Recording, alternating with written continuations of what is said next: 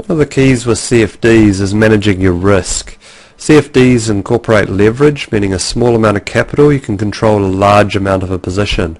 But this brings with it its challenges as well. How much risk is too much?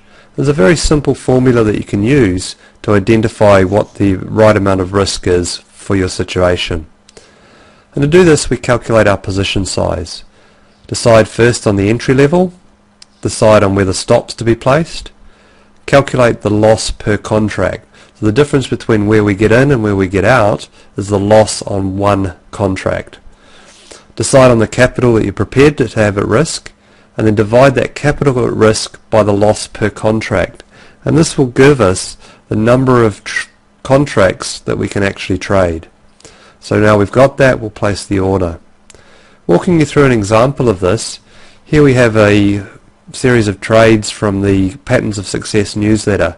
In Fleetwood Corp in here, there's an entry at $6.29 with a stop loss at $6.09. So if we get into FWD at $6.29 with a stop at $6.09, our loss per contract will be 21 cents. I would lose 21 cents in here if this trade doesn't work out.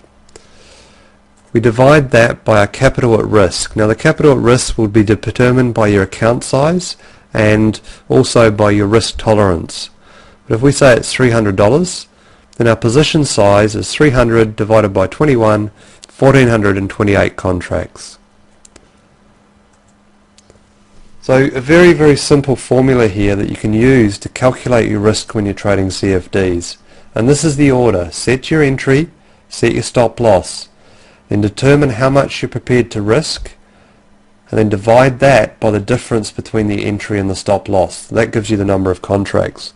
Unfortunately, many people approach it the other way, and what they do is they tighten their stop losses up because they don't want to lose too much, so they put in a tight stop loss to control their risk.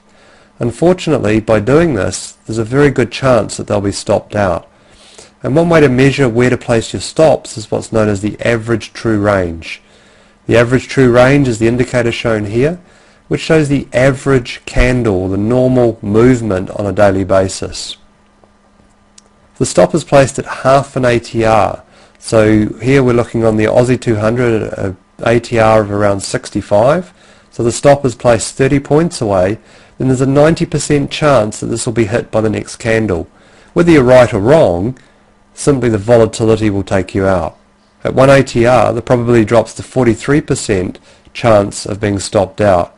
When we get out to 2, the probability drops to 14%. And if we're running at 3 times the ATR, this is a stop of close to 200 points, then there's only a 1% chance that it will be stopped out on the next candle.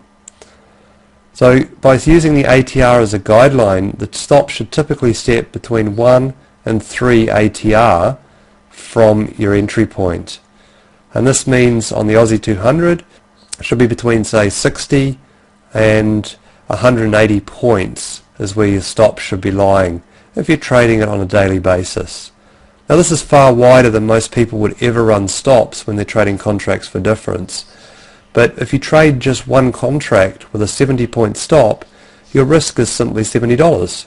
So your risk is low. But what people tend to do is put in a 10-point stop and then run 10 contracts. Now the problem with that is there's a very good chance that you're going to be stopped out. Even though your risk is still low, it's at $100, 10 contracts times 10 points, the chance of that stop being hit are very, very high, whether you're right or wrong on your analysis. So make sure that you place your stop correctly, and this will improve your trading results. I wish you successful trading.